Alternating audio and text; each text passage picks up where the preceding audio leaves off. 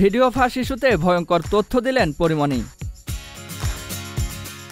ঢাকাই সিনেমার চিত্রনায়ক শরীফুল রাজের সামাজিক যোগাযোগ মাধ্যম ফেসবুক অ্যাকাউন্ট থেকে ফাঁস হওয়া ছবি ভিডিও নিয়ে তুলকালাম কাণ্ড ঘটে যাওয়ার পর এখনও তা রয়েছে চলমান।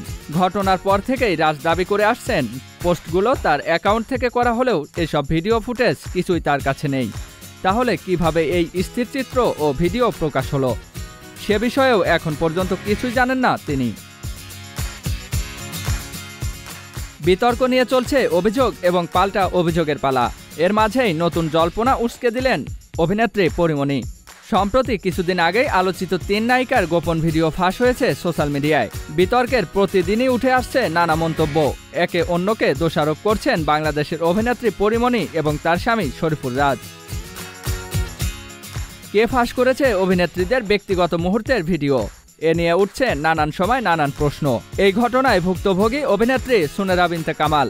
সোজাসুজি পরীর দিকেই পরোক্ষভাবে অভিযোগ তুলেছেন সুনেরা, যদিও সেই অভিযোগ মানতে মোটেই রাজি নন নায়িকা পরীমনি। তিনিও দিয়েছেন পাল্টা জবাব।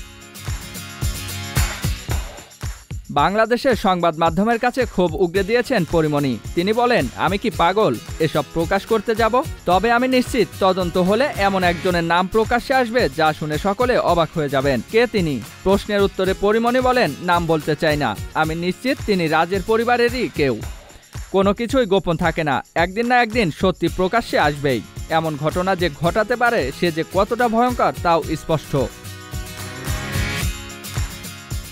এই ঘটনার পরেই জানা যায় বেশ অনেক দিন হলেও পরীমনির সঙ্গে থাকছেন না শরীফুল। ছেলের খোঁজও নাকি নেননি তিনি, দাবি নায়িকার। এরকমও শোনা যাচ্ছে যে পরীর পঞ্চম বিয়েও নাকি ভাঙনের পথে। অভিনেত্রী জানিয়েছেন তিনি আর শরীফুলের স্ত্রীর পরিচয়ে পরিচিত হতে চান না। এই বক্তব্য কানে যেতেই রাজ তাদের সম্পর্কের মাঝে তৃতীয় কোনো ব্যক্তির উপস্থিতি উল্লেখ করেন। অভিনেত্রী বলেন, আমি পরীর সঙ্গে সংসার করতে চাইছি, কিন্তু তৃতীয় ব্যক্তির জন্য তা সম্ভব হচ্ছে না। পরী যেমনটা চাইবে তেমনটাই হবে। তবে কি সত্যিই এবার আদালত পর্যন্ত পৌঁছাবে তাদের এই ঝামেলা? অপেক্ষা সময়ের। জিয়াউল ইসলাম, সারাবেলা বিনোদন।